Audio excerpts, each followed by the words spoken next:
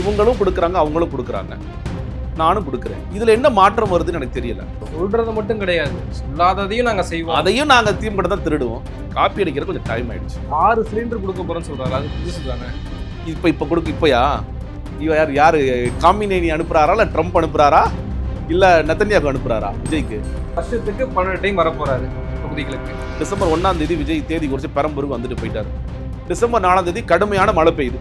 வழக்கத்துக்கு மீறி ஒரு 40 சென்டிமீட்டர் மழை பெய்யுது. பழைய வரைக்கும் மழை பெய்யுது. பெரம்பூர்ல தண்ணி ஓடுது. விஜய் என்ன சொல்லுவாரு? No January 1 I will come வரா. எல்லாருடைய கிழக்கு 21ஆம் தேதி தகவல் நான் சொல்லவா 20ஆம் தேதி அவருக்கு வழக்கு இருக்கு. அப்போ அந்த ஸ்டென்ட் அடுத்த நாள் வந்து விக்டிம் கார்டு அப்ளை பண்றதுக்கும் ஃபைனலா ஜனநாயகனோட லீக் ஒரு விக்டிம் கார்டு அப்ளை பண்றதுக்கும் 21ஆம் தேதி ஒரு வீடியோ கால் விஜய் பிளான் பண்ணுவார். ஷர்மிளா டாக்கிஸ் நேயர்களுக்கு வணக்கம். இந்த நேர்காணலில் நாம் சிந்திக்க போவர் அரசியல் விமர்சகர் திரு ஜெகதீஸ்வரன் அவர்கள். வணக்கம். வணக்கம். தவைக்கா தலைவர் விஜய் அவர்கள் நேற்று தேர்தல் அறிக்கை வெளியிட்டிருந்தாரு. அதில் நிறைய அம்சங்கள் சொல்லப்பட்டிருக்கு. 2000 2500 ரூபாயா நாங்கள் வந்து மாற்றி தருவோம். ஏற்கனவே 2000 ரூபாய் வந்து திமுகவும் அதிமுகவும் தரேன்னு சொல்லியிருக்காங்க. இப்போ 2500 ரூபா அவர் தரப்போறாரு. வருஷத்துக்கு 6 சிலிண்டர் குடும்பத்துக்கு கொடுக்க போகிறோம். நிறைய மருத்துவ காப்பீட்டு திட்டங்கள், பயிர் காப்பீட்டு திட்டங்கள், மீனவர்களுக்கான காப்பீட்டு திட்டங்கள்னு நிறையா திட்டங்களை அறிவிச்சிருக்காரு. ஆனால் அதில் கவனிக்கக்கூடிய விஷயங்கள், அந்த தேர்தல் அறிக்கையை, தேர்தல் பிரதியை வந்து ஒரு விவசாயிகிட்ட கொடுக்கறது, ஒரு ஆட்டோ ஓட்டுநர்கிட்ட கொடுக்கறது, திருநங்கை கிட்ட கொடுக்கறது அப்படின்றத ஒரு முறையை பண்ணியிருக்காரு. எப்படி அதை பார்க்குறீங்க? இல்லைங்க, இப்போ இந்த 3 பிரதிநிதிகள்கிட்டையும் கொடுக்கறதுனால அவர் சொல்ல வர செய்தி என்ன அப்படிங்கிறது தான் நான் யோசிக்கிறேன். அதாவது ஏதாவது வித்தியாசமாக நம்ம பண்ணணும் அப்படின்ட்டு அவர் நினச்சி இந்த மாதிரியான விஷயங்களை பண்ணுறாரு. இன்னும் சொல்லப்போனால் தேர்தல் அறிக்கையோட ஆரம்பத்தில் என்ன சொல்கிறாருன்னா, நான் பல தடவை சொல்லியிருக்கேன், திமுக அதிமுக ஒன்று தான் உங்கள்கிட்ட சொல்லியிருக்கேன், அது பாருங்கள் எக்ஸ்போஸ் ஆகிடுச்சு. அவங்களும் 2000 கொடுக்குறாங்க, இவங்களும் 2000 கொடுக்குறாங்க. மீனவர் நலனுக்காக அவங்களும் 12,000 கொடுக்குறாங்க, இவங்களும் 12,000 கொடுக்குறாங்க அந்த மீன்பிடி தடை காலத்தில் அப்படின்னு சொல்கிறாரு. டக்குன்னு நமக்கு அப்போ விஜய் இதெல்லாம் கொடுக்க மாட்டார் போல இருக்கு. விஜய் வந்து அப்போ 2000 கொடுக்கறத எதிர்க்கிறாரோ. ஆனால் ஏதோ ஒரு கூட்டத்தில் ஒரு வந்து நான் 2500 சொல்லி சொன்னார் மகளிர் தினம் அன்னைக்கு. ஒருவேளை அதெல்லாம் நம்ம ரப்பர் வச்சு அழிச்சிட்டு புதுசாக எதை சொல்ல போறாரு போல விஜய் அப்படின்னு நினச்சிட்டு இருக்கும்போது அதை நிறுத்திட்டு எங்கே வராருன்னு கேட்டிங்கன்னா, நான் 2500 ரூபா கொடுப்பேன்னு சொல்லி சொல்கிறார். 500 ஜாஸ்தியாக கொடுக்க போகிறேன்ற. இல்லை, அதுதான் மாற்றமா? எனக்கு புரியலை. நீங்கள் இவங்களும் கொடுக்குறாங்க, அவங்களும் கொடுக்குறாங்க, நானும் கொடுக்குறேன். இதில் என்ன மாற்றம் வருதுன்னு எனக்கு தெரியல. இப்போ நீங்கள் சீமான் மாதிரி நான் கொடுக்கவே மாட்டேன் அப்படிங்கிறது வேற, அது வேற ஒரு திசையில் நிற்கிறது. நான் தொகையை ஜாஸ்தி பண்ணி கொடுக்குறேன். நான் வந்து அவங்க 12,000 கொடுக்குறாங்களா, நான் 25,000 கொடுக்குறேன். இதானே சொல்றாரு. இதில் எங்கே வந்து மாற்றம்ங்கிறது வருது? என்ன சொல்ல போனாங்க, இந்த ஒட்டுமொத்த தேர்தல் அறிக்கையும் திமுக கிட்ட இப்போ எதுக்கு இவ்வளோ நாள் வெயிட் பண்ணாங்க? இன்னும் 6 நாள் இருக்கா தேர்தலுக்கு? 5 நாள் கேம்பெயின் முடிஞ்சிடும். இந்த 5 நாளைக்கு முன்னாடி தேர்தல் அறிக்கை கடைசி நேரத்தில் வருவதற்கான காரணம் வந்து ஒன்று தான், காப்பி அடிக்கிற கொஞ்சம் டைம் ஆயிடுச்சு. நான் முதலே சொன்னேன், குழு போட்டு ஜான் வந்து ஒரு குழு போட்டு 12 பேர் கொண்ட குழு போட்டு, இந்த குழு வந்து சும்மா வெளியே போய் போட்டோ செஷனுக்கான குழு. நீங்க அந்த குழுவில் இருக்கிற அந்த ஆகச்சிறந்த அறிவாளிகளாம் சேர்ந்து அதை எழுதுனாங்க, நீங்க நம்புறீங்களா? அதுல இருக்கிற காரைக்குடி பிரபு, பர்வேஸ் மற்றும் ராஜ்மோகன் இவங்கெல்லாம் சேர்ந்து இதை எழுதுனீங்க, நீங்க நம்புறீங்களா? இவ்வளோ விஷயத்தையும் இவங்க ஒரே நாள கத்துக்கிட்டாங்க. நீங்க மாணவர் நலன், மீனவர் நலன், ஓய்வூதியம் எவ்வளவு கொடுக்கணும், என்னென்ன போயிட்டு இருக்கு, என்னென்ன ஸ்கீம் சொல்லணும், சமூக சீர்திருத்தத்தில் என்ன பண்ணணும், சமூக நீதியில் என்ன பண்ணணும், பெண்கள் நலனில் என்ன பண்ணணும், மருத்துவத்தில் என்ன பண்ணணும், கல்வியில் என்ன பண்ணணும், லோன் எவ்வளோ வாங்கணும், 1ஆவதுலேருந்து 12ஆவது வகுப்பு வரைக்கும் 1000 ரூபாய் எப்படி கொடுக்கணும், இவ்வளோத்தையும் இந்த கும்பல் வந்து கற்றுக்கிச்சா? ஜான் வந்து சார் ஃபோட்டோவுக்கு அதெல்லாம் வச்சுக்கோங்க, இங்கே அந்த ஊருக்கு போங்க, இந்த ஊருக்கு போங்க, மதுரைக்கு போங்க, வணிக பிரதிநிதிகளை சந்திங்க, சேலம் போங்க, ஈரோடு போங்க, இதுக்கு நீங்கள் வச்சுக்கோங்க. உண்மையாக நடக்கிற வேலைங்கிறது இந்த பக்கம் ஒன்று நடக்கும். அந்த குழு என்ன பண்ணுச்சுன்னு கேட்டிங்கன்னா, அவங்க கடந்த 10 வருடத்தில் திமுக அதிமுக சொன்ன விஷயங்களை எடுத்து சந்திரபாபு நாயுடுகிட்ட கொஞ்சம் உருவிக்கோ, சித்தராமையிட்ட உருவிக்கோ, ஜெகன்மோகன்கிட்ட உருவிக்கோ, எல்லாத்தையும் கொஞ்சம் உருவிக்கோ. கடைசியாக டச்சப் வந்து திமுக அதிமுக கொடுத்த உடனே அதுல இருந்து என்ன உருவ முடியுமோ உருவி நம்பரை மட்டும் மாற்றி போட்டுக்கலாம், அவ்வளோதான். இல்லை ஏதாவது நீங்கள் அந்த ஒட்டுமொத்த தேர்தல் அறிக்கை நீங்கள் பார்த்துருப்பீங்க. ஏதாவது இது திமுக சொல்லியிருக்காங்க, இது திமுக சொல்லியிருக்காங்க, இது திமுக சொல்லியிருக்காங்க, எல்லாமேங்க. நீங்கள் வந்து நான் முதல்வன் திட்டம் அப்படின்னு வச்சுருக்காங்க. இவர் வேற பேர் வைக்கிறார். நான் முதல்வன் திட்டமும் சொல்கிற மாதிரி ஸ்கில்லில் நாங்கள் கொடுப்போம், அதுக்கு நாங்கள் இவ்வளோ தொகை செலவு பண்ணுவோம், மாணவர்களுக்கு ஒன்றா இருந்து 12ஆம் வகுப்பு வரைக்கும் ஒரு படி ஒரு இடத்துல போயிட்டாரு. முதலமைச்சர் காலை உணவு திட்டம் 8ஆம் வகுப்பு வரை விரிவாக்கம் செய்யப்படும்னு சொல்லிட்டார். அப்ப கிட்டத்தட்ட அங்கீகரிக்க தானே செய்றீங்க நீங்க. இல்ல ஒருவேளை ஜான் ஐயோ காப்பி அடிச்சு அப்படியே காப்பி அடிப்பீங்க. விவேக் ஒரு படத்துல என்னடா போற பிள்ளையார் சொல்லி காப்பி அடிச்சுங்கிற மாதிரி அதையுமா அதை பேர் மாத்திருக்கலாம்ல. வெற்றி காலை உணவு திட்டம்னு சொல்லியிருக்கலாம்ல நீங்க. வெற்றி காலை உணவு திட்டத்தில் 8ஆம் வகுப்பு வரை முதலமைச்சர் காலை உணவு திட்டம் 8ஆம் வகுப்பு வரை நாங்கள் விரிவுபடுத்தப்படும் சொல்றாரு. நீங்க வந்து மருத்துவ காப்பீடு இவங்க ஒரு தொகை வச்சிருக்காங்களா, நான் 25 லட்சம் ரூபாய்க்கு நான் பண்றேன் அப்படின்னு சொல்றாரு. அதுல வருது டெர்ஷியரி கேர் வரைக்கும் போறாரு. எனக்கு தெரியல இது வந்து எந்த அளவுக்கு பாசிபிள். ஏன்னா இப்போ ஏற்கனவே அம்மா காப்பீடு இருந்துச்சு, கலைஞர் காப்பீடு இருந்துச்சு. அவங்க ஒரு லிமிட் வச்சிருக்காங்க. இதெல்லாம் நீங்க செய்ய முடியும்னு வச்சிருக்காங்க. ஏன்னா இதுல ஹாஸ்பிட்டல்ஸ் ஒத்துக்கணும், இன்சூரன்ஸ் எடுக்கிறவங்க ஏன்னா ரொம்ப இன்சூரன்ஸ் விஜய் சொல்லிட்டாருப்பா இன்சூரன்ஸ் பணத்தை கொடுத்துட்ருப்பான்னு சொல்லி நினைச்சிட்டு இருக்காருங்கிறது தெரியல. அதுல எந்த அளவுக்கு புரிதல் இருக்குங்கிறது தெரியல. லோன் பத்தி பேசுறாரு. லோன் பத்தி பேசும் பொழுது பிணையில்லா கடனாக 20 லட்சம் கொடுக்கணும்னு சொல்றாரு. நான் விஜய்க்கு சேலஞ்சே பண்றேன். இல்ல விஜய் இருக்க தாவேக்கால இருக்கிற எல்லாருக்கும் சேலஞ்ச் பண்றேன். ஏதாவது ஒரே ஒரு பேங்க்ல ஒரு பையனை கூட்டிட்டு போய் நீங்க லோன் வாங்கி கொடுத்துருங்க. அவன் வந்து மன்மோகன் சிங் சொன்னாலே கேட்க மாட்டான். சிதம்பரம் சொன்னா கேட்க மாட்டான். அவர் சொன்னா கேட்பேனான்னு கேட்பான் மேனேஜர். யாரும் கேட்க மாட்டாங்க. பிணையில்லா கடன் சொல்றாரு. நீங்க 4 லட்சம் போய் கேட்டீங்கனாலே என்ன கேரண்டி? கொண்டு வா சொத்து மதிப்பை கொண்டு வா. சொத்து என்ன வச்சிருக்க? மாடு வச்சிருக்கியா? ஆடு வச்சிருக்கியா? இல்ல வந்து இடம் வச்சிருக்கியா? வீடு வச்சிருக்கியா? என்ன வச்சிருக்கேன்னு பேங்க்ல முதல்ல கேட்பாங்க. என்னங்க கேரண்டி? யார் ஷூரிட்டி கையெழுத்து யார் போடுவா? அதெல்லாம் கேட்பாங்க. இவர் சொல்றாரு. இவர் சும்மா நம்ம என்ன எஜுகேஷன் லோனுக்கே ஷூரிட்டி கையெழுத்து போட்டதான் எஜுகேஷன் தான் சொல்றேன். ஷூரிட்டி கையெழுத்து போடாம பண்ண முடியாது நீங்க. விஜய் இந்த மாதிரியான வித்தியாசமான ஒன்று சொல்றாரு. நீங்க விளையாட்டுன்னு சொல்றாரு. விளையாட்டு மேம்பாடு, விளையாட்டுக்காக நகரங்கள் உருவாக்கப்படும். விளையாட்டுக்கு நிறைய போட்டிகள் வைக்கப்படும். ஏற்கனவே முதலமைச்சர் கோப்பைன்னு சொல்லிட்டு ஊர் ஊரா அது பண்ணிட்டு இருக்காங்க. கேலோ இண்டியான்னு லோக்கல்ல இருக்கிற திறமையை கண்டுபிடிக்கிறதுக்கு இந்த அரசாங்கம் மத்திய அரசாங்கம் ஒன்று பண்ணுது. மாநில அரசாங்கம் அதற்கு தனியாக வேலை பார்க்குது. இவ்வளவும் நடந்துகிட்டு இருக்கு. பல இடங்களில் விளையாட்டை ஊக்குவிச்சு செஸ்ஸுக்கு என்ன பண்ணணும், கேரம் போர்டுக்கு என்ன பண்ணணும், அவுட்டர் கேம்ஸுக்கு வெளியே போய் விளையாடுற விளையாட்டுகளுக்கு என்ன பண்ணணும், எல்லாத்துக்கும் தொடர்ச்சியாக வேலை பண்ணிட்டே இருக்கிறாங்க. நீங்க அதான் சொல்லி ஏதாவது புதுசா ஒன்று இது நடக்கல, இது நடக்காத ஒண்ணு. நலம் காக்கும் ஸ்டாலின்னு ஒண்ணு வந்து வீட்டுக்கே போய் மருத்துவ வசதி பாக்குறதுன்னு ஒண்ணு இருக்கு. இப்ப அது போல வீட்டுக்கே நலத்திட்டங்கள் வரும். எல்லா பொருட்களுமே வந்து உங்க வீட்டுக்கே தாய்மானவர் திட்டம் அதுதாங்க. தாய்மானவர் திட்டம்ல நீங்க வந்து மாற்றுத்திறனாளிகளும் வயசானவர்களுக்கும் போய் இன்னைக்கு கொடுக்குறாங்க. நீங்க வந்து மூத்த குடிமக்களுக்கும் இன்னைக்கு போய் கொடுத்துட்டு இருக்காங்க. இது முதல்ல இது எல்லாருக்கும் எல்லா வீட்டுகளுக்கும் போய் விஜயகாந்த் முதல்ல கூட ப்ரப்போஸ் பண்ணாரு. வீடு வீடா வந்து கொடுப்பேன் எல்லாருக்கும் முதல்ல பாசிபிளா அப்படிங்கிற ஒரு கேள்வி இருக்கு. நீங்க ரேஷன் கடையில இருந்து எல்லா வீடுகளுக்கும் ஒரு 1000 வீடு இருக்குன்னா அந்த 1000 வீடுகளுக்கும் கொடுக்கறதுல பாசிபிலிட்டி இருக்குன்னா அதுல சிக்கல் இருக்கு. நீங்க ஏற்கனவே இதுக்கான செலவினம் இருக்கு. இந்த செலவினம் மட்டும் இல்லாமல் நீங்கள் டிரான்ஸ்போர்ட்டுக்கு நீங்கள் டீசலுக்கோ பெட்ரோலுக்கோ செலவு பண்ணி ஒவ்வொரு வீடோடாக போய் இடம் எடுத்துகிட்டு போய் அளந்து போடுறது அப்படிங்கிறலாம் இப்போ சிக்கல்கள்லாம் இருக்குது. நீங்கள் சொல்லலாம் எல்லாமே வாயில் வடை சுட்டுட்டு போகலாம். இதெல்லாம் ஏன்னா நீங்கள் 60 வருஷம் ஆட்சி காலத்தில் என்னென்ன செய்ய முடியும், இப்போ நீங்கள் இதில் தரமற்ற உணவுப் பொருட்கள் இருக்குது, அதை தரமாக்குறது எப்படி அப்படிதான் இவங்க யோசிக்கிறாங்க. சில நேரங்களில் ஒரு காலத்தில் அரிசி ரொம்ப மோசமான காலம்னா உண்டு, இன்றைக்கி எவ்வளோ பெட்டராக மாறி இருக்கு. அதில் கூடுதலாக பொருட்கள் ஏதாவது கொடுக்கணுமா, ரொம்ப திணிக்காமல் மக்களுக்கு தேவையான பொருட்கள் ஏதாவது கொடுக்கலாமா, அதை பற்றிலாம் விஜய் பேசணும். ரேஷன் கடைகள் இன்னைக்கே வந்து 500 பேர் மக்களுக்கு ரேஷன் கடை இருக்கு. இல்ல அப்படி வீட்டுக்கு போய் கொடுக்கறது மூலமா 5 லட்சம் இளைஞர்களுக்கு வேலை வாய்ப்பு கிடைக்கும் அப்படின்றாரு. இவங்க யார் சம்பளம் கொடுப்பா? எனக்கு புரியலையே. 5 லட்சம் பேருக்கும் சம்பளம் கொடுக்கணும்ல. அப்போ அந்த சம்பளத்தை யார் கொடுப்பா? அது எங்க இருந்து வரும்? அந்த அந்த பணம் எங்க இருந்து வரும்? நீங்க விஜயோடைய நீங்க இந்த மகளிருக்கான திட்டம் மட்டும் நீங்க பாருங்க. 2000ங்கிறது 2000 இப்போ 1000 கொடுத்துட்டு இருக்காங்க. இது வந்து ஸ்டாலின் அவர்கள் வந்தாலும் இது பெரிய சிக்கல் தான். எடப்பாடி வந்தாலும் அவருக்கும் பெரிய சிக்கல் தான். இது எப்படி மேனேஜ் பண்ண போறாங்க? ஏன்னா அவங்க 2 பேர் எடப்பாடி சொல்றாரு, நாங்க கடன் வாங்காம எப்படி பண்ணுவாங்கங்கிறது பெரிய கேள்வி இன்னைக்கு. 2500 சொல்றாரு.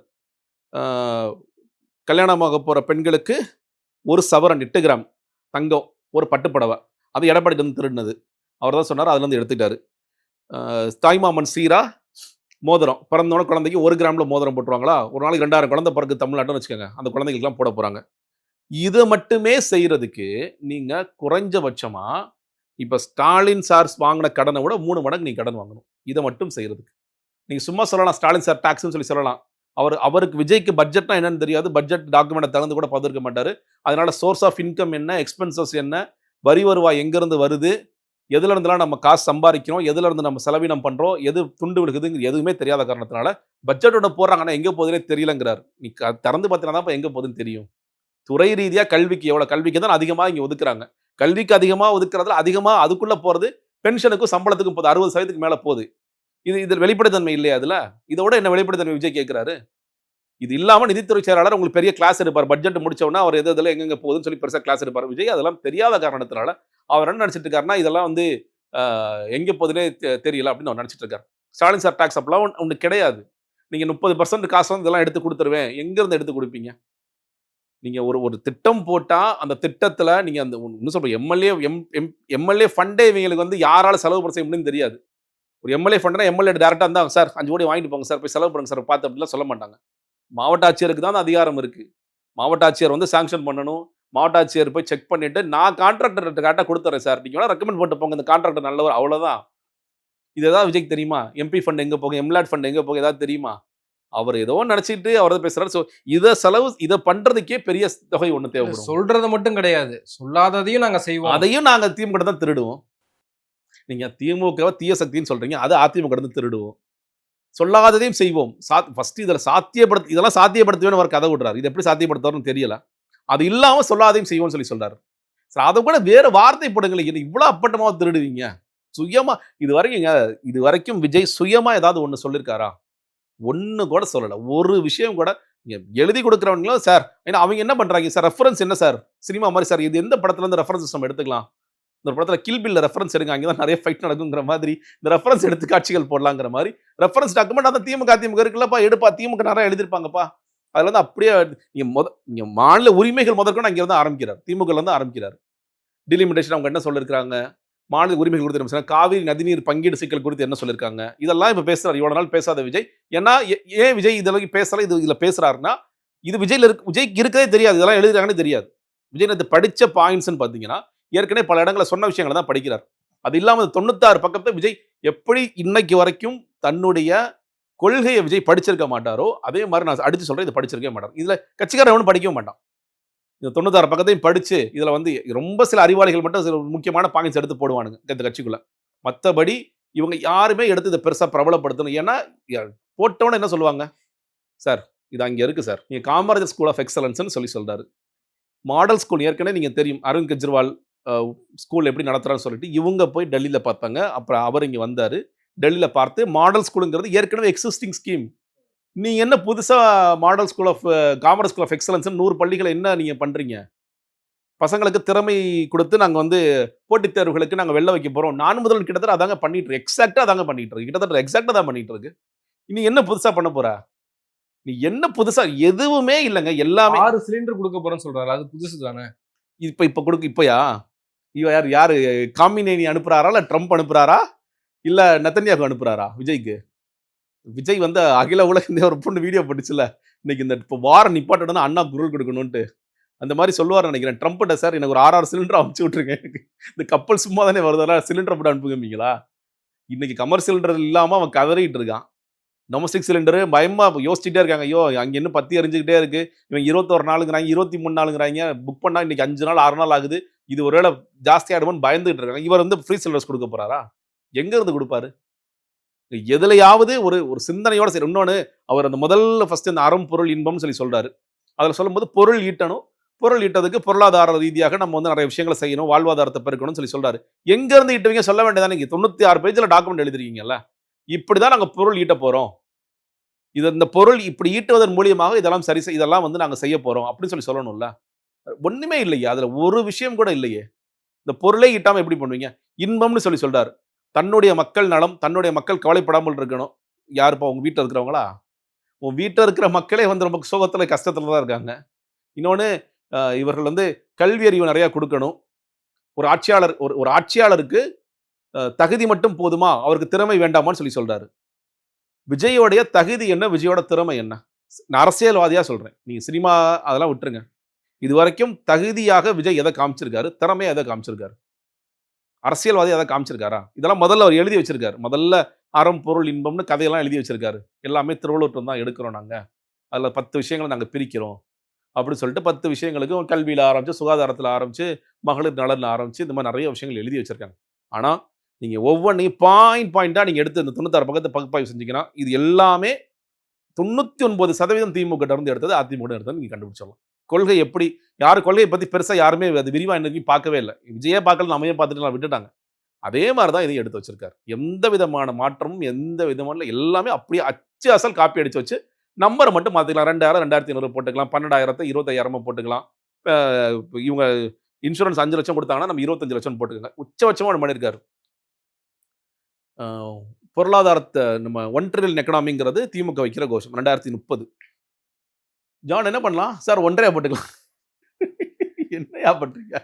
2034 ஒரு 1.5 ட்ரில்லியன் எக்கனாமியா கொண்டு போயிடுவாராம். நீங்க அதுக்கு நீங்க 1 ட்ரில்லியன் எக்கனாமிக்கே இங்க எவ்வளவு பாடுபடுறாங்கன்னு நம்ம பார்க்குறோம். இண்டஸ்ட்ரீஸ் வரணும், நம்ம வந்து குளோபல் இன்வெஸ்டர்ஸ் மீட் போடணும், இவ்வளவு வேலைவாய்ப்பு கொடுக்கணும், தனிநபர் வருமானத்தை பெருக்கணும், அவ்வளோ பாடுபட்டுட்டு இருக்காங்க. நீங்க விஜயோட கூட்டத்தை வச்சுக்கிட்டு ஒரு வந்து 1.5 ட்ரில்லியன் எக்கனாமியா நான் உருவாக்க போறேன். எங்க இருந்து உருவாக்குவாரு? இவர் எந்த அடிப்படையில இது பேசுறாரு அப்படிங்கிறது பெரிய கேள்வியா தான் இருக்கு எனக்கு. நான் என்னவாக இருந்தாலும், வெற்றி பெற்று நான் என்னவாக இருந்தாலும், என்னுடைய தொகுதிக்கு நான் எம்எல்ஏ தான். அதனால மாதம் ஒரு முறை நான் வந்து என் தொகுதிக்கு நான் வருவேன். என்ன ஈஸியா நீங்க மீட் பண்ணலாம். அவ்வளோ கஷ்டமெல்லாம் கிடையாது என்ன சந்திக்கிறது. அப்படின்னு வருஷத்துக்கு 12 டைம் வரப்போறாரு தொகுதிகளுக்கு. எப்படி பார்க்கிறீங்க? நான் 12 வருஷத்துக்கு ஒரு தடவை குறிஞ்சி மலர் மாதிரி வர வேண்டியதுதானே. எதுக்கு அப்படி வர்றாரு? இன்னொன்னுங்க அவருக்கு எனக்கு தெரிஞ்சு அவர் 2 தொகுதியிலுமே எம்எல்ஏவா இருக்கலாம்னு நினைக்கிறார் ஜெயிச்சாருன்னா. அவர் ஒண்ணு ரிசைன் பண்ணணும் அப்படிங்கிறதே அவருக்கு இன்னும் தெரியல. யாராவது போய் சொல்லணும் அவர்ட்ட. சார் அப்படி இருக்க முடியாது சார். நீங்க ஏன்னா இல்ல சொல்லணும்ல. நான் திருச்சிக்கு வருவேன், இல்ல வந்து பெரம்பூருக்கு வருவேன், திருச்சி கிழக்கு தொகுதிகள்ல தொகுதிகள்ல வருவேன்னு சொல்லிட்டாரா? அப்ப தெரியல மேபி சார்ட்டர் ஃபிளைட் நேரா அங்க வந்து இறங்கும்னு நினைக்கிறாருன்னு தெரியல. பெரம்பூர்னா ஊருக்குலாம் போக வேண்டியது இருக்கு வண்டியை விட்டுட்டு. திருச்சினா ஃபிளைட்ல இறங்கி நேரா உள்ள போயிட்டு வந்துடலாம் அப்படிங்கிறாரு. நீங்க இன்னைக்கு இருக்கிற எல்லா சட்டமன்ற உறுப்பினர்களுமே நீங்க வந்து அந்த தொகுதிக்குள்ள தான் இருப்பாங்க. மக்கள் பொதுவா ஒண்ணு சொல்லுவாங்க. ஏங்க ஓட்டு கேட்க மட்டும் தாங்க வர்றாங்க. அப்புறம் வர்றதே இல்லங்க. ஓட்டு கேட்க வர்றதுக்கு அப்புறம் மக்களுக்கு பிரச்சனையா இருந்தா மக்கள் தேடி போவாங்க. ஏன்னா அவருடைய வேலை வந்து அந்த நேரத்துல எனக்கு வாக்களிங்கம்மா. நான் இதெல்லாம் செஞ்சிருக்கேன். இதெல்லாம் செய்யல. என்ன பார்த்து வாக்களிங்க. நீங்க அதனால தான் மறுபடியும் ரிப்பீட்டடா மக்கள் வாக்களிச்சிட்டீங்க. சில பேர் போற போக்குல சேனல்ல பேசும்போது நான் இப்ப கடைசியா எம்எல்ஏ பார்த்தேன். 5 வருஷம் முன்னாடி பார்த்தேன். இந்த மாதிரி டயலாக் அடிக்கிறவங்க இருக்காங்க. அந்த டயலாக் அடிக்கிறவங்கள்ட்ட நம்ம திரும்ப உங்க எம்எல்ஏ யார் முதல்ல? எந்த கட்சியை சேர்ந்த எம்எல்ஏ? அவரோட எம்எல்ஏ பேர் என்ன? அதெல்லாம் எனக்கு தெரியாதுங்க. சும்மா சொல்ல வேண்டியதான். இந்த மாதிரி நீங்க ரொம்ப யோசிச்சு பார்த்தீங்கன்னா, அதுதான் உண்மையாக இருக்கும். இந்த எம்எல்ஏக்கள் எல்லாரும் 5 வருஷமா அந்த தொகுதிக்குள்ள தான் இருக்கிறாங்க. மக்கள் பிரச்சனையும் போது சந்திக்கிறாங்க. எம்எல்ஏ ஆஃபீஸ் வச்சிருக்காங்க. எல்லாரும் ஆஃபீஸ் வச்சிருக்காங்க. ஆஃபீஸ்ல ஒரு பிரச்சனைனா ஓடுறாங்க. ஃபோன் பண்ணி பேசுறாங்க. இதெல்லாம் நடந்துகிட்டு இருக்கு. விஜய் இப்ப நீங்க பாருங்க. இப்போ உதாரணத்திற்கு ஒரு டிசம்பர் மாதம், டிசம்பர் 1ஆம் தேதி விஜய் தேதி குறிச்சு பெரம்பூருக்கு வந்துட்டு போயிட்டாரு. டிசம்பர் 4ஆம் தேதி கடுமையான மழை பெய்யுது. வழக்கத்துக்கு மீறி ஒரு ஒரு 40 சென்டிமீட்டர் மழை பெய்யுது. பழைய வரைக்கும் மழை பெய்யுது. பெரம்பூர்ல தண்ணி ஓடுது. விஜய் என்ன சொல்லுவாரு? No no January 1 I will come அப்படிம்பாரா? டிசம்பர் 1 தானே வந்தேன். அதுக்குள்ள நீ 4ஆம் தேதி மழை பெஞ்சா அதுக்கு நான் என்ன பண்ணுவேன்? என் வீட்டெல்லாம் மழை பெய்யவே இல்ல. நீலாங்கரில தண்ணியே நிக்கல. உன் வீட்ல மட்டும் எப்படி நிக்கும்னு கேட்பாரா? நீங்க திமுக, அதிமுக சில குறைபாடுகள் சொன்னீங்கனாலும் ஒரு பிரச்சனை நடந்ததுக்கு பிறகு களத்துக்கு ஓடிடுவாங்க. அந்த திமுக ரொம்ப பயங்கரமா பண்றாங்க. நீங்க அவங்களுக்கு என்ன சாப்பாடு என்ன வேணும்? எந்த ஸ்கூல்ல தங்க வைக்கணும்? அவங்கள எப்படி மீட் எடுக்கணும்? அதற்கான வேலைகள் என்ன பண்ணணும்? லாங் டெர்ம்க்கான வேலைகள் பார்க்குறாங்க. ஷார்ட் டெர்ம்க்கான வேலை இமிடியேட்டா என்ன பண்ணணும்? உடனடியாக செய்ய வேண்டியது என்ன? அப்படிங்கிறதெல்லாம் அவங்க பார்த்து பண்ணிட்டு இருக்காங்க. ஆனா விஜய் இப்ப என்ன சொல்லுவாரு? மாசத்துக்கு ஒரு டைம் தான் உங்களுக்கு அப்பாயின்ட்மென்ட் குடுத்தேன். இந்த அப்பாயின்ட்மென்ட்ட மீறி நீங்க இங்க வர்றதே மேல தப்பு. நீ இந்த மாரி உள்ள வர்றதே தப்பு. யார கேட்டு எனக்கு நீ வர சொல்ற? அப்படின்னு கேட்பாரா? ஏன்னா பெரம்பூருக்குன்னு சில பிரச்சனை இருக்குல்ல. அந்த அந்த வட சென்னைக்குன்னு சில பிரச்சனைகள் இருக்கு. நீங்க உடனடியா தீர்க்கவே முடியாம ரொம்ப நாள் சேப்பாக் ட்ரிப்ளிகே நம்ம உதாரணத்துக்கு எடுத்துட்டா கூட மழை வெள்ளத்துல உதயநிதி அவர்கள் இறங்கி தான் பண்ணாரு. ஸ்டாலின் அப்படிதானே போனாரு. நைட் 12 மணி 1 மணிக்கெல்லாம் ஸ்டாலின் போயிட்டு தானே இருந்தாரு. எடப்பாடி பழனிசாமி தான் தேட வேண்டியதா இருந்துச்சு. இவர் போயிட்டு தானே இருந்தாரு. அப்போ நீங்க விஜய் ஒரு மாசத்துக்கு ஒரு வாட்டி வருவேன் அப்படிங்கிறது என்ன அப்படிங்கிற ஒண்ணு தெரியல. இன்னொன்னு அ நீங்க என்ன பார்க்கிறது ரொம்ப கஷ்டம்னு சொல்றாங்க. அப்பல்லாம் கிடையாது. ரொம்ப ஈஸியா பார்த்துரலாம். நான் சொல்லவா? விஜய் 2 இடத்துல நீங்க பார்க்கலாம். ஒண்ணு நீலாங்கரை. அவரோட சொந்த வீடு. நீலாங்கரையில அக்சஸ் இருக்க ஒரே ஆளு புஷி ஆனந்த் மட்டும் தான் எனக்கு தெரிஞ்சு. புஷி ஆனந்த் மேபி வெங்கட்ராமனுக்கு இருக்கலாம். ஜானு கூட எனக்கு தெரிஞ்சு கிடையாது. ஆதவ அர்ஜுனா கிடையாது. இந்த ரொம்ப க்ளோஸ் சர்க்கிள்ல இருக்கிறவங்களுக்கே கிடையாது. வீட்டு சம்பந்தமா இருக்கிறவங்க யாராவது வந்து பார்க்கலாம். இந்த பட்டினப்பாக்கத்துல ஒரு பில்டிங்ல இருக்காரு. அந்த பில்டிங்ல நீங்க பாஸ் போட்டு யாராவது ஒருத்தர் அப்ரூவ் பண்ணா தான் உள்ளே போக முடியும். அது எவ்வளவு பெரிய அரசியல்வாதியா இருந்தாலும் மோடியே வந்தாருன்னு வச்சுக்கோங்களேன். மோடி சாரே வந்து அப்பாயின்ட்மென்ட் போட்டு வெயிட் பண்ணுவார். விஜய் வருவாரா மாட்டாரா? அப்படிதான் அதான் கதை. அங்க அக்சஸ்லாம் யாருக்கும் அவ்வளவு ஈஸியாலாம் பண்ணிட முடியாது. யாருன்னு கேட்பாங்க. உங்கள அலோவ் பண்ண மாட்டாங்க. பனையூருக்கு விஜய் வரமாட்டார். ஏன்னா தேர்தல் நேரத்துல விஜய் பனையூருக்கு வரல. கரெக்ட்டா? இப்ப கூட நீங்க தேர்தல் அறிக்கையே பனையூர் எல்லாரும் அறிவாலயத்துல ஸ்டாலின் ரிலீஸ் பண்ணிருப்பாரு. இவங்க வெவ்வேறு இடத்துல ரிலீஸ் பண்ணிருப்பாங்க. அந்த தலைமை அலுவலகத்துல ரிலீஸ் பண்ணிருப்பாங்க. ஆனா இவர் வந்து ரொம்ப தெளிவா அது ஸ்டார் ஹோட்டல்ல தான் பண்ணுவேன்னு சொல்லி பண்றாரு. அப்ப பனையூருக்கு விஜய் போறதை விரும்ப மாட்டேங்கிறார். தொகுதி ஆபீஸ் ஒண்ணு ஆரம்பிச்சாங்கன்னா தொகுதி ஆபீஸ்க்கு விஜய் வரமாட்டார். ஏன்னா அங்க வந்தாருன்னா கூட்டமாயிடும். எப்ப பார்த்தாலும் கிரவுடாவே இருக்கும். அந்த அந்த ஆபீஸ்க்கு எப்படிங்க வருவாருன்னு முசியானந்தே கேட்பாரு. அப்படி இருக்கும் பொழுது விஜய் நீங்க எங்க பார்ப்பீங்க? தொகுதி மக்கள் பிரச்சனையா வந்துருச்சுங்க. எங்க எங்க பார்ப்பீங்க? அவர் மேபி என்ன சொல்லுவாரு? பாதிக்கப்பட்ட மக்கள் கிளம்பி நான் ஒரு டேட் குடுக்குறேன். வந்தீங்கன்னா அரிசி பருப்பு குடுக்குறேன் வாங்கிட்டு போங்க. நான் முன்னாடியே ஏற்கனவே பண்ணேன். டிபி சிதற மக்களுக்கு பண்ணேன். அந்த மாதிரி செலக்ட் பண்ணி புஷி ஆனந்தனை கூட்டிட்டு வருவாரு. அது வேணா பண்ண முடியும். அத தாண்டி இது களத்துல வந்து நான் நின்னுகிட்டு வேட்டியை மடிச்சு நின்று கட்டிக்கிட்டு பேண்ட் போட்டு அதெல்லாம் நான் பண்ண முடியாது. அதெல்லாம் எனக்கு முடியாதுங்க. இன்னொன்று ஷூட்டிங் நேரம் பிஸியாக இருப்பார். நீங்கள் வந்து அதையும் சேர்த்து பார்க்கணும். டிசம்பர் 1ஆம் தேதி ஜனவரி 1ஆம் தேதி கணக்கில் டிசம்பர் 1ஆம் தேதி தலைவர் இங்கே இருந்தாருன்னா பிரச்சனை இல்லை. ஃபாரின் ஷூட்டில் இருந்தாலும் அவர் என்ன பண்ணுவார்? அவருடைய கடைசி படம் ஜனநாயகம் தானே. அதாங்க நான் எவ்வளோ வாட்டி சொல்லிட்டேன்.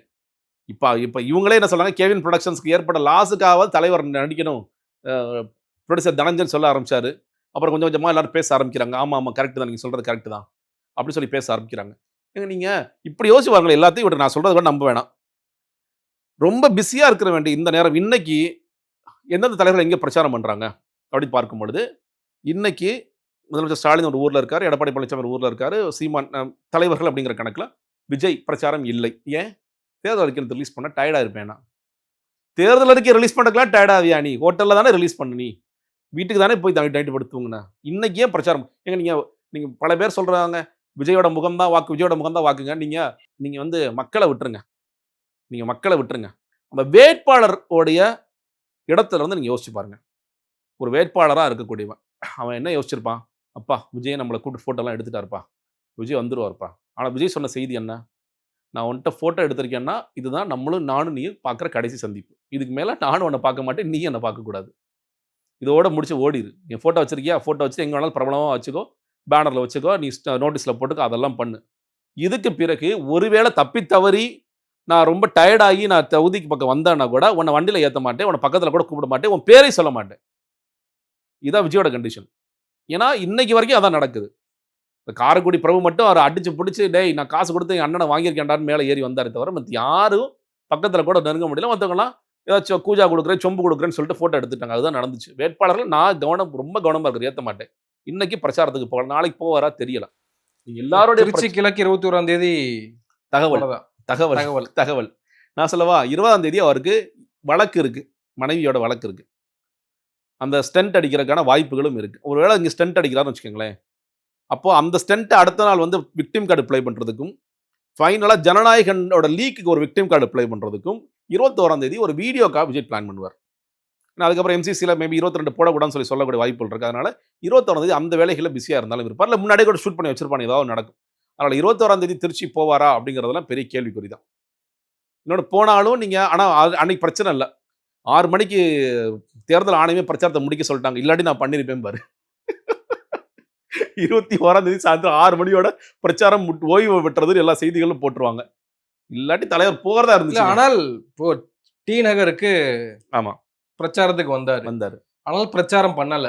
ஆனா அங்க இருக்கக்கூடிய ரசிகர்களும் தொண்டர்களும் என்ன சொல்றாங்க, ஏன்டா பேச விடல, இங்க ஏன்டா பேச விட மாட்டேன்றீங்க, ஏன் டைம் கொடுக்க மாட்டேன்றீங்க, நீங்க எல்லாரும் வந்து பேசுறீங்களா அவ்வளவு நேரம், உதயநிதி வந்து அவ்வளவு நேரம் பேசுறாரு, ஸ்டாலின் வந்து அவ்வளவு நேரம் பேசுறாரு, எங்க அண்ணன் பேசினா உங்களுக்கு என்ன பிரச்சனை, எங்க அண்ணன் ஏன் பேச விட மாட்டேன்றீங்க அப்படின்னு 3 வழக்கு போட்டிருக்காங்க காவல்துறை. சொல்லப்போனால் ஸ்டாலின் போலீஸில் தேர்தல் ஆணையம் போலீஸ் 3 வழக்கு போட்டிருக்காங்க. டி நகர் காவல்துறை, நுங்கம்பாக்கம் காவல்துறை, வேப்பேரி காவல்துறை. 3 பேர் வைக்கிற குற்றச்சாட்டு என்னன்னா, நேரத்துக்கு ஒரு விஜய் வரல, சாலை வளம் போகக்கூடாதுன்னு சொல்லி மீறி சாலை வளம் போனார். அவர் கேட்ட பர்மிஷனுங்கிறது ஒரு பாயிண்ட்ல நின்று பேசுறேன்ட்டு. விஜய் வேணும்னே ரோட் ஷோக்கு போறார். காரைக்குடியில் என்ன கதை அளந்தானுங்க, எங்க அண்ணே ஐயோ 2:30 மணி ஆயிடுச்சு, 1 நிமிஷம் ஆனாலும் கவரிமான் பரம்பரை அண்ணே பேச மாட்டாரு, இதான் அந்த கதை அளந்தீங்கல்ல. நேற்று ஏன் சட்டத்தை மீறி ரோட் ஷோ போனீங்க? ரோட் ஷோக்கு தான் உங்களுக்கு பர்மிஷன் கிடையாது இல்லை, சாலை வளத்துக்கு பர்மிஷன் கிடையாது இல்லை, எதுக்கு போனீங்க? நேற்று ஏன் 3 வழக்கு வாங்குறீங்க நீங்க? அப்போ பண்றதெல்லாம் ஃப்ராடு தானோ. நீங்க வந்து பேசணும்னு நினைச்சிருந்தா அந்த இடத்துல நின்று பேசியிருக்கலாம். என்ன ஏன் பேசல? கண்டென்ட் இல்லை. விஜய்க்கே போர் அடிக்குது. அத்தனை வலியும் தாங்கிக் கொண்டு, அத்தனை வேதனையும் தாங்கிக் கொண்டு எல்லாத்தையும் விட்டு எல்லா சேனல்லையும் போட ட்ரோல் பண்ண ஆரம்பிச்சிட்டாங்க. ட்ரோல் பண்ணி விஜய்க்கு அதுவும் ட்ரோல் பண்ண ஆரம்பிச்சிட்டாங்க. முதல்ல வந்து எனக்கு ஒரு வாய்ப்பு கொடுங்கிறது கொஞ்சம் அவருக்கு பிடிச்சு வந்துச்சு. இப்போ அதுவும் ட்ரோல் பண்ண ஆரம்பிச்சாங்க. ஏன்னா கண்டென்ட் இல்லைங்க, அவர் என்ன பண்ணுவார்? ஒரே ஒரு முறை வாய்ப்பு கொடுங்க, அதுவும் குறைச்சிட்டார். இப்போ அது இப்போ வேற மாதிரி அந்த மோடுக்கு போறது இல்லை, வேற சும்மா சாதாரண லைட் மோடுக்கு போயிட்டார். காலைல திரும்ப சொன்னாலும் அதுதான், காலைல எனக்கு எந்திரிச்சு வந்து வாக்குச்சாவடியில் நின்று விசில பார்த்து அழுத்தி ஒரு குத்திருங்க அழுத்திருங்க அப்படிங்கிறது. ஸோ இது எல்லாமே இது தவிர விஜய்கிட்ட நீங்கள் ஒவ்வொரு தொகுதி இப்போ டி நகர் போனால் டி நகர் பிரச்சனைகளை பேசணும். டி நகரோட கேண்டிடேட் என்ன பேசுறாரு? இந்த பக்கம் ஒரே கடைகளா இருக்குங்க, அந்த பக்கம் ஒரே மக்களா போறாங்கங்க, அவங்க மாமூல் வாங்குறாங்க, எனக்கு ஓட்டு போட்டீங்கன்னா மாமூல் இல்லாமல் செஞ்சிருவேன். இதான் புசியானதோட மேக்சிமம் பிச்சு, அவ்வளவுதான். இதுக்கு மேல அவர்கிட்ட கண்டென்ட் இல்லை. வில்லிவாக்கத்தில் வில்லிவாக்கம் சார்ந்த பிரச்சனைகள் பேசலாம். ஸ்டாலின் சார் கத்திட்டே இருக்காரு. அவரே அப்படி கத்துறாருன்னு தெரியல. எனக்கு பார்த்து பயமா சார் வில்லிவாக்கம் மக்கள் என்ன மக்கள் பிரச்சனை ஏதாவது பேசியான்னு சொல்லி சொல்லுவாங்க. ஆனா வில்லிவாக்கம், எழும்பூர் போன்ற தொகுதிகள்ல அவங்க வீதி வீதியா பிரச்சாரம் போறாங்கல்ல. அது ஆதவர்ஜுனாவா இருக்கட்டும், போறாங்க. ராஜ்மோகனா இருக்கட்டும் பிரச்சாரம் பண்ண செய்றாங்க. பிரச்சாரம் பண்றாங்கங்க. நான் என்ன சொல்றேன், எனக்கு மேபி நோட்டீஸ் நான் பார்க்கல. வில்லிவாக்கம் சார்ந்து பிரச்சனைகள் ஏதாவது எழுதி நோட்டீஸ் டிஸ்ட்ரிபியூட் பண்ணியிருக்காங்களா? இப்ப நீங்க திமுகல எனக்கு 3 நோட்டீஸ் வரும் இங்க. ஒண்ணு வந்து தேர்தல் அறிக்கைகள். பொதுவான தேர்தல் அறிக்கைகள், முக்கியமான விஷயங்கள். அம்பத்தூருக்கு இதற்கு என்னென்ன செஞ்சிருக்கோங்கிறது ஒண்ணு. இப்ப புதுசா இருக்கிற வேட்பாளர், அவருடைய ஃபோட்டோ, முகம், தேர்தல் நாளு, சின்னம், இந்த வாட்டி என்னென்ன பண்ண போறோம் அப்படின்னு நான் சொல்றது அம்பத்தூர் ஸ்பெசிஃபிக்கா குடுப்பாங்க. இங்க வந்து கழிவுநீர் கால்வாய் இவ்வளோ கட்டியிருக்கோம். இது மீதி கட்டப் போறோம். குடிநீர் தண்ணீர் சப்ளை இவ்வளோ குடுத்துருக்கோம். இது செய்யப் போறோம். இங்க வந்து ஏற்கனவே 2 குளம் இருக்கு. அந்த குளத்துல வந்து தூர்வாரி அந்த ஆக்கிரமிப்புலாம் அகற்றிட்டு இருக்கோம். இதெல்லாம் செய்யப் போறோம். இந்த பார்க் இத்தன பார்க் இருக்கு. இந்த பார்க் இந்த மாரியான சில ரொம்ப ஏரியா ஸ்பெசிஃபிக்கா குடுப்பாங்க. அந்த மாரி வில்லிவாக்கம் ஸ்பெசிஃபிக்கா, எக்மோர் ஸ்பெசிஃபிக்கா, ஏன்னா வாய்ஸ் ஆஃப் கமெண்ட் டீம்லாம் வச்சிருக்காங்கல்ல. அட்லீஸ்ட் இந்த டீம்ல அப்பா 4, 5 பேப்பர பார்த்து படிங்கப்பா. இதுவரைக்கும் என்னென்ன பிரச்சனைகள் அப்படி கூட குடுக்குறாங்களா? எனக்கு தெரிஞ்சு குடுக்கலன்னு நான் சொல்றேன். நீ வீடு வீடா போய் எல்லாருக்கும் நீங்க விஜய் மட்டும் இல்லங்க. யாரு போனாலும் இப்ப நீங்க வில்லிவாக்கத்துல இப்ப கார்த்திக் மோகன் போனாவோ, இல்ல உதயநிதி போவாத அந்த கூட்டம் வராம இருக்குமா? இல்ல அதிமுக வேட்பாளர் ராஜராஜராமா அவர் போனாலும் கூட்டம் இல்லாம இருக்குமா? இல்ல யாரு போனாலும் மக்கள் கூட்டம் போவாங்க. நீங்க ஒண்ணும் இல்ல சுயேட்சை வேட்பாளர் 10 பேர் கூட்டி வந்தா மக்கள் கை சேர்ப்பாங்க. அவர் ஆதரவு குடுப்பாங்க. என்ன இது சேனல்ல வருது, சேனல்ல வரல. அவ்வளவுதான் வித்தியாசம். விஜய்க்கு கூடுதல் ஃபோக்கஸ் ஆதவ ஒரிஜினல் கிட்டத்தட்ட எல்லா மெயின் ஸ்ட்ரீம் காசு குடுத்து நீங்க வாங்கி வச்சிருக்காரு.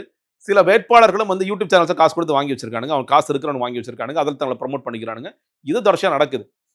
மக்கள் இன்னொன்னுங்க, இப்ப நீங்க ஒண்ணுமே இல்ல. நான் அந்த இடத்துல வேட்பாளர் இருக்க வேண்டாம். அப்படி கையெழுத்து குடுத்தேன்னா, "தம்பி உனக்கு தான்ப்பா ஓட்டு போடுவேன்பான்." "தம்பி நீங்க எந்த சின்னம்ப்பா?" "நான் பம்பர சின்னத்துல நிக்கிறேன்." "ஓகே பம்பரத்துல தான் போட போறேன் நான்." அப்படின்னு சொல்லிருவாங்க. ஆனா, அவங்க யோசிச்சு வச்சிருப்பாங்க யாருக்கு ஓட்டு போடணும்னு. யாரையும் மக்கள் டிசப்பாயிண்ட் பண்ணவே மாட்டாங்க. யார் வந்தாலும் ஓட்டு போடுன்னு தான் சொல்லுவாங்க. அதெல்லாம் ஓட்டு போட மாட்டேன்னு கண்டிப்பா போட்டுறேன் தம்பி. நீங்க போயிட்டு வாங்க, போயிட்டு வாங்க. நல்லபடியா பண்ணுங்க அப்படின்னு தான் சொல்லுவாங்க. அப்ப இது உண்மையிலே கன்வெர்ட் ஆகுதான்னு ஒரு கேள்வி இருக்குல்ல. எதுக்காக ஆதவ அர்ஜுனாக்கு வாக்களிக்கணும்? எதற்காக ராஜ்மோகனுக்கு வாக்களிக்கணும்? இதுவரைக்கும் நீ எக்மோர்ல செஞ்சது என்ன? வில்லிவாக்கத்துல என்ன சொன்னேன்னா, அந்த ஸ்பெசிஃபிக் அவங்கள கூட கேட்கல. தாவேக இதுவரைக்கும் சென்னை மக்களுக்கு என்ன செஞ்சிருக்கு? தாவேக இதுவரைக்கும் மாணவர்களுக்கு என்ன செஞ்சிருக்கு? பெண்களுக்கு என்ன செஞ்சிருக்கு? அப்படிங்கிற கேள்விய யோசித்து பார்க்கக்கூடிய வாக்காளர்கள் யோசிப்போம். நீங்க இந்த கூட்டத்துல விஜய் பார்த்தால் போதும். விஜயோட முகமே எனக்கு போதும். அவங்கள விட்டுருங்க. அவங்க ஓட்டு தான் கண்டிப்பா விஜய்க்கு ஓட்டு போடுவாங்க. அந்த பெர்சன்டேஜ் நீங்க நான் சொல்றேங்க இதுவரைக்கும் நீ ஒட்டுமொத்தமா விஜய் போன எல்லா கூட்டத்திலயும் சேர்த்து ஒரு 30,00,000 பேர் விஜய் பார்த்திருக்காங்க கூட நான் ரொம்ப எக்ஸ்ட்ரீமா போறேன். விக்கிரவாண்டி, மதுரை, திருச்சி, அந்த சனிக்கிழமை கூட்டம், இந்த பிரச்சாரம் எல்லாம் சேர்த்து 30, 40 லட்சம் கூட அந்த 40,00,000 பேர் கூட ஓட்டு போடணும்னு சொல்றேன். அப்பயுமே என்ன பெர்சன்டேஜ் வந்துரும் நான் கேட்கிறேன். அங்கீகரிக்கப்பட்ட கட்சியா வருவார் விஜய். நான் அதுல மாற்று கருத்து இல்ல எனக்கு. அத தாண்டி நான் இந்த இல்ல தொகுதியில அவர் எம்எல்ஏ ஆவார்ல. இல்ல எனக்கு திருச்சி டவுட் கிழக்கு, இல்ல, இல்ல, பெரம்பூர் போன்ற இல்ல. திருச்சி தொகுதிகள்ல கிழக்கு கன்ஃபார்ம் ஆக மாட்டாரு. பெரம்பூர் சில பேர் சொல்றாங்க. எனக்கு அதுல நம்பிக்கை இல்ல. நான் ஒரு கணக்கு வச்சிருக்கிறபடி இல்ல. ஏன்னா ஆர்டி சேகர் 40% வாக்கு வாங்கினா ஜெயிச்சிருவாரு அவர். 40% வாங்கினா அது அவரால வாங்க முடியும். 30% கோர் ஓட்டு கூட்டணி கட்சிகளோட ஓட்டெல்லாம் சேர்ந்து 10% வந்தாலே போதும் அவர் ஜெயிச்சிருவார். தாவைக்கா 5, தாவைக்கா 10ன்னு போடுறாங்கல்ல. இப்ப அந்த கணக்கெல்லாம் இது. இல்ல அதுல எந்த தொகுதின்னு சொன்னாங்கன்னா நம்ம கொஞ்சம் என்னங்கிறத யோசிச்சு பார்க்கலாம். நீங்க சென்னையில வில்லிவாக்கத்துல ஆதவ 2வது வருவார். ராஜ்மோகன் மேபி 2வது வரலாம். விஜய் 2வது வருவார். இந்த மாதிரி ஒரு 5 அல்ல 6 பேர் வருவாங்கன்னு சொல்றாங்க. ஒரு 5, 6 தொகுதிகள் வரக்கூடிய செங்கோட்டையன் கோபிச்செட்டிப்பாளையத்துல 2வது வருவார். 2வது தான் வருவார். என்னவோ ஆசைப்பட்டாலும் அதான் வாய்ப்பு இல்ல. இல்ல ஆனா அவங்க வந்து இந்த ஓட்டிங் மிஷினே எடுத்துட்டு போயிட்டு இதான் விசில் சின்னம், இதான் செங்கோட்டையன், இந்த சின்னத்துக்கு நீங்க என்ன வேணாலும் சொல்லிட்டு போறாங்க. எது வேணாலும் சொல்லிட்டு போறாங்க. மக்கள் நான் அவ்வளவா தெரியாம இருக்கிறாங்க. என்ன போய் ரெட்டலையில குத்தணுமா, சூரியன்ல குத்தணுமா தெரியாத அளவுக்கு இருக்காங்க. அதெல்லாம் மக்களுக்கு நிச்சயமா தெரியும். நீங்க என்ன பண்ணாலும் மக்களுக்கு யாருக்கு வாக்களிக்கணுங்கிறதுல எந்த குழப்பமுமே கிடையாது. அவங்களுக்கு தெரியும். செங்கோட்டையன் வந்தா செங்கோட்டையன் வாக்களிக்கணும் தான் சொல்லுவாங்க. சூரியன் கட்சி வந்தா சூரியன் கட்சி, ரெட்டலை வந்தா ரெட்டலை கட்சி எல்லாத்துக்கும் மக்கள் அப்படிதான் சொல்லுவாங்க. ஆனா மக்கள் வந்து கேட்கின்ற கேள்வி என்பது நான் தான் சொல்றேன்ல இந்த இந்த நான் சொல்றேன் 30, 40 லட்சம் பேர் கூட விட்டுருங்க. அதை தாண்டி தான் நீங்க ஒட்டுமொத்தமாக ஓட்டிங் பாப்புலேஷன்ங்கிறது 5.25 கோடி. அந்த 5.25 கோடியில ஒரு 5 கோடி நம்ம எஸ்ஏஆருக்கு பிறகு நடக்கலாம் 5 கோடி ஓட்ஸ் போல் ஆகும். நான் சொல்றேன் நீங்க நம்ம பார்த்து பேசிட்டு இருக்கிறது நம்ம வந்து பிரம்மாண்டம் பிரம்மாண்டம் நினைக்கிறது இது 40 லட்சம் பேர் தான் வச்சு பிரம்மாண்டம் சொல்லிட்டு இருக்கோம். இல்ல அது இல்லாம ஒரு 4 கோடி 60 லட்சம் டிசைட் பண்றாங்க இல்லையா? அவங்க தான் உண்மையான ஓட்டர்ஸ். அவங்க தான் திமுகவா, அதிமுகவா யாருக்கு வாக்களிக்கணும்னு முடிவு செய்ய போறவங்க. அதனால சொல்றேன் இந்த பெர்சன்டேஜ் விஜய் டிஸ்டர்ப் பண்ணுவாரு. சில பேரை டிஸ்டர்ப் பண்ணிருப்பாரு. இவர் யாருக்கு ஸ்பாயிலர் அப்படிங்கிறத நம்ம பேசுவோம். அதிமுக புலம்பலாம். ஐயோ நமக்கான ஸ்பாயில் பண்ணிட்டார் ஓட்ட. இப்போ ராஜேந்திர பாலாஜி கன்ஃபார்மா சொல்றாரு. அங்க வந்து 10 இதுல 3 நமக்கு தான் 7 லாபம்னு சொல்றாரு. அது அந்த 7 லாபமா இல்ல 7 நஷ்டமா? எடப்பாடியே சொல்ல ஆரம்பிச்சிட்டார்ல, இளைஞர்களே நான் உங்களுக்கு எல்லாம் ஆல் பாஸ் போட்டிருக்கேன், நீங்க வந்து வழி தவறி போயிடாதீங்கன்னு. அது பண்றாரு. அஜித்தோட போட்டோவை எடுத்து காமிக்கிறாரு. இன்னொன்ன வேலைகளை பண்ணிட்டு தான் இருக்காரு. விஜயும் அஜித் போட்டோ காமிக்கிறாரு. நீங்க பாருங்க. விஜயும் அஜித் போட்டோ காமிக்கிறாரு. விஜயகாந்தோடைய அவரும் மனைவி இருக்கிற போட்டோ ஒருத்தர் காமிச்சோன்னா அப்படியே அவர் உருகி பார்க்குறாருன்னு இவங்க ஒரு கதை எழுதுறாங்க. அண்ணா எவ்வளோ வலிதான் இவன் எனக்கு புரியல. இவர் தான் சொல்றாருன்னா அவங்களும் அண்ணா எவ்வளோ வலிதான் என்னதான்டா வலி சொல்லி தொலைங்களாண்டான் இருக்கு நமக்கு. அவர் சைக்கிள் ஓட்டிட்டு போறாரு. அப்பா அண்ணா இன்னைக்கு தானே நிம்மதியா இருக்காரு. டேய் அவர் சந்தோஷமா இருக்காரு. நீலாங்கரையில் உட்காந்து அவர் ஒட்டுமொத்தமா ஒரு நாளைக்கு 1/2 மணி நேரம் கூட வெளியே வராதால அவருக்கு என்னையா பிரச்சனை? ஓடிடியில் படம் பார்த்துட்டு என்ன செய்யணுமோ எல்லா வேலையும் செஞ்சுட்டு தான் இருக்காரு. சகல வசதியோட அவர் ஜாலியா இருக்காரு அவர். இவங்க என்னமோ உருகுறாங்க. இவங்க இவங்க இவங்க இவங்களோட மனநிலையை சுத்தமா புரிஞ்சுக்க முடியல. எங்கேயோ இல்ல படிச்சவன் இத்தனைக்கு நல்லா படிச்சவனே வந்து ஏதோ ஒரு இடத்துல வந்து யோசிக்கிறான். எப்படி இவனால யோசிக்க முடியுது? இப்ப யார் இவரை கொடுமைப்படுத்தினா? இவங்க ஏதோ கொட்டடி சிறையில அண்ணனை போட்டு அடிச்சிட்டு இருக்க மாதிரி ஒரு செக்கு இழுத்துட்டு இருக்க மாதிரியும் இவர் வந்து அங்க உட்காந்து சாணி அள்ளிட்டு இருக்க மாதிரியான ஒரு கற்பனை இதுக்கு போறாங்க இவங்க. எப்படின்னே புரியல. விஜய் சகல வசதியோட இருக்காரு. அது பிரச்சனை இல்ல. நீங்க வந்து நீங்க நீங்க இந்த இந்த சில தொகுதிகளில் 2வது இடம் வருவாங்க. நிறைய தொகுதிகளில் டெபாசிட் காலியாகும். நிறைய தொகுதி டெபாசிட் காலியாகும். உங்க ப்ரொஜெக்ஷன்ஸ்லாம் நிறைய பேர் குடுக்குறாங்கல்ல. ப்ரொஜெக்ஷன்ஸ்லாம் நீங்க தேர்தல் முடிந்த பிறகு நீங்க பாருங்க என்ன நடக்குது. நான் ஒண்ணு சொன்னேன். நீங்க இன்னைக்கு நிறைய இடத்துல பிரசன்ஸே பார்க்க மாட்டீங்கன்னு சொல்லி சொன்னேன். பிரசன்ஸ் இல்ல. நீ விஜய் வர தொகுதி ஆதவர்ஜுனா நிறைய வந்து காசு நிறைய செலவு பண்றாரு. ஓட்டுக்கு எவ்வளவு வேணாலும் காசு கொடுப்பார். இவர் திமுக, அதிமுகன்னு சொல்லி சொல்லுவாங்கல்ல. ஆதவர்ஜுனா ஓட்டுக்கு காசு கொடுக்கறதுக்கு ரெடி ஆயிட்டார். மரிய வில்சன் அவரும் காசுக்கு கொடுப்பார். அவரும் 2வது இடம் வர சொல்லி சொல்றாங்க. அவரு அதான் ஆர்கே நகர்ல. ஆர்கே நகர்ல. இந்த மாதிரி விஜய்க்கு பெரம்பூர் தொகுதியிலும் காசு கொடுப்பாங்கன்னு சொல்லிட்டு இருக்காங்க. எந்த அளவுக்கு உண்மைன்னு தெரியல. திருச்சி கிழக்குலையும் தேவைப்பட காசு கொடுப்பாங்க. புஷி ஆனந்த் காசு கொடுப்பாரு. இந்த மாதிரியான ஆட்கள் கொஞ்சம் ஓட்டு ஜாஸ்தியா இருக்கிற வாய்ப்புகள் இருக்கும். ஆனா புஷி ஆனந்த் 3rd பிளேஸ் தான் போவார். ஏன்னா அங்க போட்டிங்கிறது டீனர் சத்யாவா இல்ல ராஜா அழகப்பனாங்கிறது தான் போட்டி. அதனால புஷி ஆனந்த் 3வது இடத்துக்கு தான் போவார். அப்படி இருக்கும் பொழுது நீங்க பல இடங்கள்ல 5வது 5 10 எங்க இருந்து வரும் அதெல்லாம்? நீங்க அது 4 கார்னர் காண்டஸ் 3 கார்னர் காண்டஸ் என்ன வேணாலும் நீங்க பேசலாம். அவரே விஜய் சொல்ற மாதிரி தான். 4 முனை போட்டி 40 முனை போட்டி. இங்க 2 பேருக்கு தான் போட்டி. ஒன்னு திமுக ஒன்னு அதிமுக அவ்வளவுதான். அதுவும் நீங்க இப்போ இந்த சமயத்துல டீலிமிட்டேஷன் ஸ்டாலின் அவர்கள் அப்ப சொல்லும்போது கூட சில பேருக்கு டவுட் இருக்கும். ஏங்க இப்போ போய் இதை ஃபிளேர் அப் பண்றாரு? இது ஒரு இன்னைக்கு ஃபிளேர் அப் பண்ணியிருந்தா எலக்ட்ரல் இஷ்யூவா அது மாறி இருக்கும். ஆனா நான் 1 வருஷமா இதை ராலி பண்ணிட்டு இருக்கேன். 1 வருஷத்துக்கு முன்னாடி எனக்கு தெரியும் இந்த பிரச்சனை எப்ப கிளப்ப போறான்னு. அப்படிங்கும்போது இன்னைக்கு மறுபடியும் தீ பரவட்டும்ங்கிற மாதிரி இது வந்து நம்ம மேலான அட்டாக். நம்ம மட்டும் இல்ல ரேவந்த் சொல்றாரு. என்ன சொல்றாரு அவரு? ஸ்டாலின் கரெக்டா கண்டுபிடிச்சு முன்னாடியே இதை ஆரம்பிச்சாரு. நம்ம எல்லாரும் சேர்ந்து ஒன்றாக நிக்க வேண்டிய நேரம். இதுதானே சொல்லிட்டு இருக்காரு. என்டிஏவிற்கும் தமிழ்நாட்டிற்குமான போர். இது கிட்டத்தட்ட என்டிஏவிற்கும் 7 ஸ்டேட்ஸ்க்கான போரா மாறிட்டு இருக்கு. அந்த நேரத்தில் எடப்பாடி எக்ஸ்போஸ் ஆகுறாரு. அவர் என்ன சொல்றாரு? சார் மகளிர் இடஒதுக்கீடு மறுக்கிறது ஏங்க நீங்க வந்து மறுக்கிறீங்க? நான் சார் மகளிர் இடஒதுக்கீடுக்கும் தொகுதி மறுவரைக்கும் என்ன சம்பந்தம்? முதல்ல அப்படிதானே எடப்பாடி கேட்கணும். ஏங்க இது ரெண்டையும் போட்டு இப்போ கன்ஃபியூஸ் பண்றீங்க? எதுக்காக இது ரெண்டையும் ஒண்ணா கொண்டு வரீங்க? அப்படி கேட்டாருன்னா மக்கள் சரி பரவாயில்லப்பா என்டிஏல இருந்தா கூட எடப்பாடி கேள்வி கேட்கிறாருப்பா. ஆனா சொல்ற மாதிரி நம்ம தொடர்ச்சியாக இந்த விளம்பரங்களை பாக்குற மாதிரி எல்லாத்தையும் மேலே கேட்ட சொல்றேன் அடிமையா தான் இருப்பேன் எடப்பாடி காமிச்சிட்டு இருக்காரு. நீங்க தொகுதி மறுவரை ஏற்கனவே வந்து நமக்கு நிதி பற்றாக்குறை இருக்குன்னு மாநில அரசுகள் பேசிட்டு இருக்கிறப்போ இங்க அரசியல் அதிகார பகிர்வும் வந்து நமக்கு சாதகமா இல்லாத சூழல் ஏற்பட போகுது. இது வந்து இல்ல அனைத்து கட்சி கூட்டத்துக்கு போனாங்க. 7 பக்கத்துக்கு அறிக்கையெல்லாம் கொடுத்தாங்க. நான் மறுக்கவே இல்லை. 7 நேத்து இந்த பிரச்சனை பத்தி எரியும் பொழுது நான் சொல்றேன் தேர்தல் அறிக்கையிலே சொல்லியிருக்காங்க. தொகுதி மறுவரை குறித்து இருக்கக்கூடாதுன்னு சொல்லி பேசியிருக்காங்க. நம்ம ஏற்கனவே அறிக்கை கொடுத்தோம்னு சொல்லி சொல்றாங்க. நேற்று நீங்க தேர்தல் அறிக்கையின் பொழுது இந்த தேர்தல் அறிக்கை கொஞ்சம் தள்ளி வைப்போம். இன்னைக்கு நடக்கிற முக்கியமான பிரச்சனை அந்த பிரச்சனை குறித்து ஏன்னா பாஜகங்கிற வார்த்தையில பயன்படுத்தியிருக்காங்க. தேர்தல் அறிக்கையில பயன்படுத்தியிருக்காங்க. அதனால நான் பார்த்தேன். அதை நேற்று நீங்க பேசியிருக்கணும்னு நான் சொல்றேன்.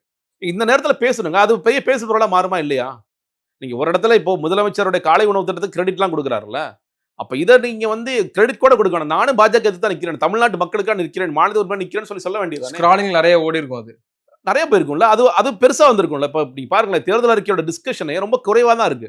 ஏன்னா ஒரே பாயிண்ட் தான். ரொம்ப சிம்பிளா எல்லாம் பாத்துக்கல. இப்போ நீங்க ரிப்போர்ட்டர்ஸ் ஜர்னலிஸ்ட்லாம் டிபேட் அதை பத்தி இல்ல நேத்தலாம். ஏன் இல்ல? என்னையா அவன் திமுக பத்தி எழுதி வச்சிருக்கான். ஃபுல்லா திமுக அப்படியே காப்பிடிச்ச வைப்பியா? அப்படிதான் சொல்லி கேட்பாங்க. நீங்க ஏன் வந்து விஜயோட கொள்கை பத்தி எந்த விவாதம் நடக்கல? விக்கிரவாண்டி மாநாடுங்கிறது கொள்கை விளக்க மாநாடு சொல்லி தான் அவங்க எவ்வளவு போஸ்டர் அடிச்சானுங்க. ஒரு டிபேட் ஆவது தமிழ்நாட்டுல விஜயோட கொள்கை பத்தி நடந்துச்சா? இல்ல, நடக்கவே இல்ல. ஆட்சியில் பங்கு அதிகாரத்தில் பங்கு அந்த டாபிக் போயிட்டாங்க. திருமாவளவன் என்ன சொல்றாரு அந்த டாபிக் போயிட்டாங்க தவிர ஒருத்தர் கூட ஏன்னா பார்த்தவங்க இது திமுக நாம் தமிழ் வந்து காப்பீடு வச்சிருக்காரு. இதை பத்தி என்ன பேசுறதுன்னு சொல்லுங்க. எதுவுமே புதுசா இல்லைன்னு தூக்கி போட்டாங்க. அதே மாதிரிதான் இப்போ முதலமைச்சர் ஸ்டாலின் வந்து கதாநாயகன் சொல்லி இடத்துல ப்ரமோட் பண்றாரு. விஜயால ஏற்கனவே லேட்டு. ஆனா ஒரு டிபேட் கூட ஆக்க முடியல. இதை போய் எடுத்து வெளியே கூட சொல்ல முடியல. ஏன்னா நீங்க சொல்ல ஒவ்வொரு பாயிண்டா வெளியே வர இது அங்கேருந்து காப்பீடு வச்சிருக்கு, இது இங்கேருந்து காப்பீடு வச்சிருக்கு அப்படிங்கிறது எக்ஸ்போஸ் ஆயிடுவாங்க அவங்க. அதனால பேசாம அமைதியா வாசிக்கிறேன். அவ்வளவுதான். நன்றி. நிறைய விஷயங்கள் தெளிவுபடுத்திருக்கீங்க. உங்க நேரத்துக்கு மிக்க நன்றி.